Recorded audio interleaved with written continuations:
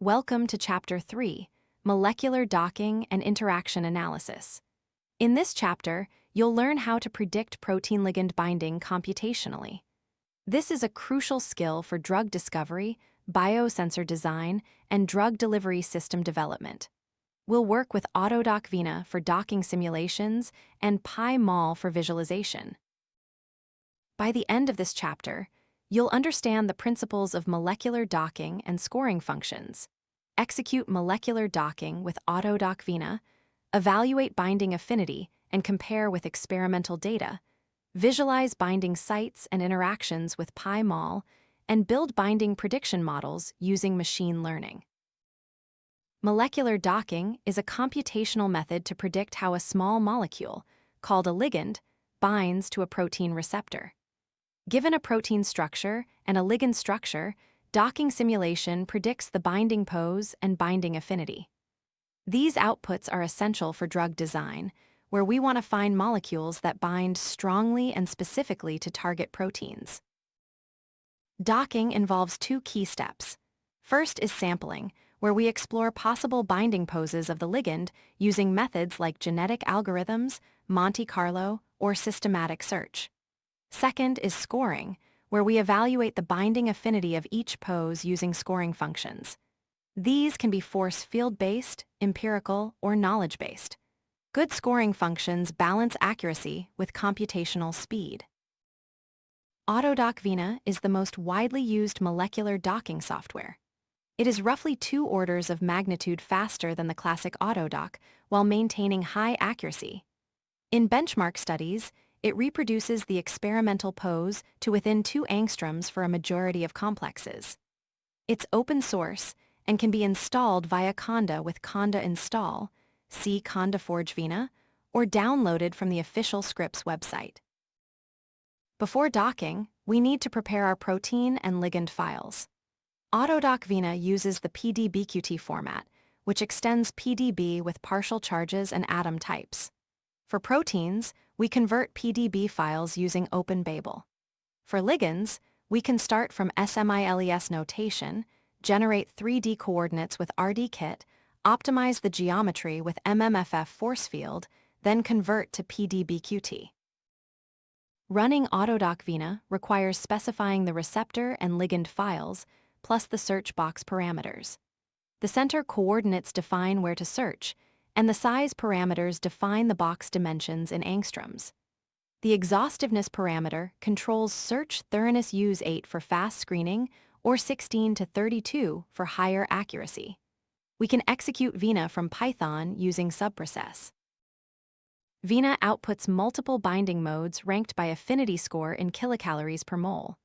More negative scores indicate stronger binding. The RMSD columns show how different each pose is from the best one. In this example, the best score is minus 8.5 kcal/mol, indicating a strong interaction. The top 3 poses are usually worth examining in detail.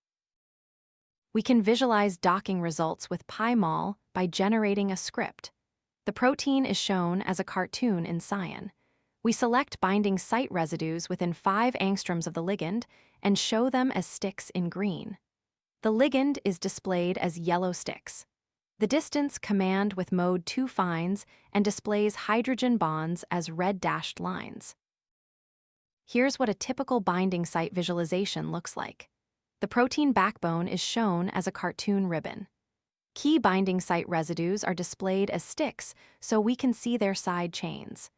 The ligand sits in the binding pocket, and hydrogen bonds are shown as dashed lines connecting donor and acceptor atoms. This visualization helps us understand the binding mode.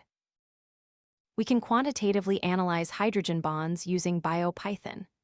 A hydrogen bond requires a donor with hydrogen, an acceptor with a lone pair, a distance less than 3.5 angstroms, and an angle greater than 120 degrees. Using BioPython's neighbor search class, we efficiently find atoms within the distance cutoff. We focus on nitrogen and oxygen atoms as they're the typical donors and acceptors. Hydrophobic interactions are another important binding force. We identify carbon atoms in hydrophobic residues like alanine, valine, isoleucine, leucine, methionine, phenylalanine, tryptophan, and proline. If a hydrophobic ligand carbon is within 4.5 angstroms of a protein hydrophobic carbon, we count it as a contact. Using counter, we can aggregate which residues contribute most to binding. For machine learning approaches, we can represent protein-ligand complexes as graphs. The ligand is a molecular graph where atoms are nodes with features like atom type and hybridization, and bonds are edges. We add protein atoms as additional nodes.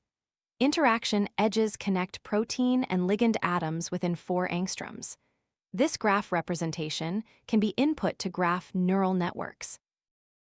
We can build binding affinity prediction models using traditional machine learning.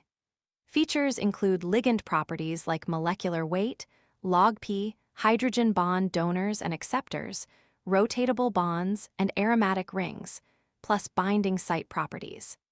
As a synthetic demonstration, a random forest regressor can learn to map such features to binding affinity.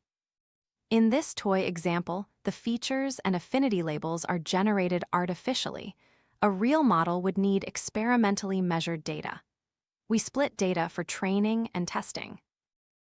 Feature importance analysis reveals which properties most influence binding. Log-P, which measures hydrophobicity, is often highly important because hydrophobic interactions drive binding.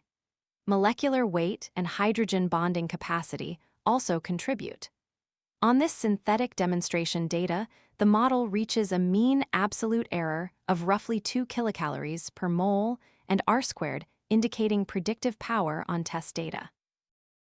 Antibodies are important therapeutic agents and diagnostic tools.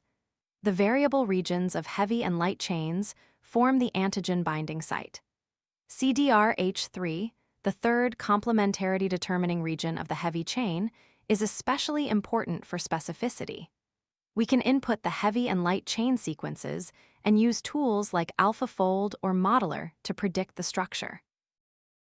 Epitope prediction identifies regions on an antigen that antibodies recognize.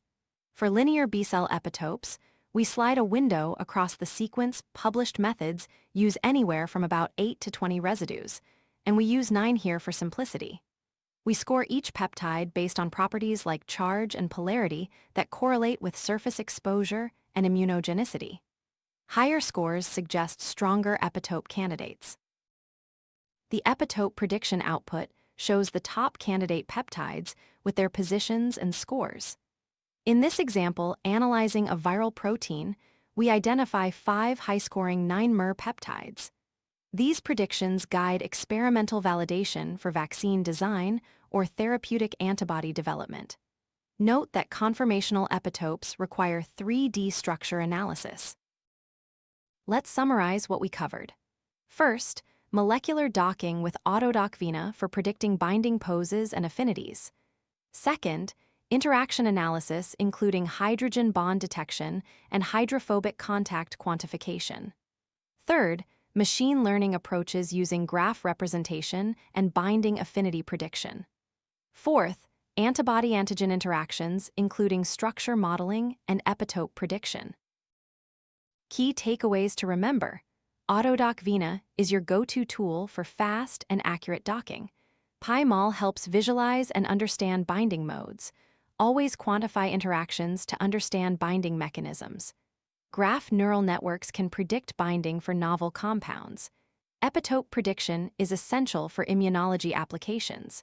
Practice these skills with real protein-ligand systems.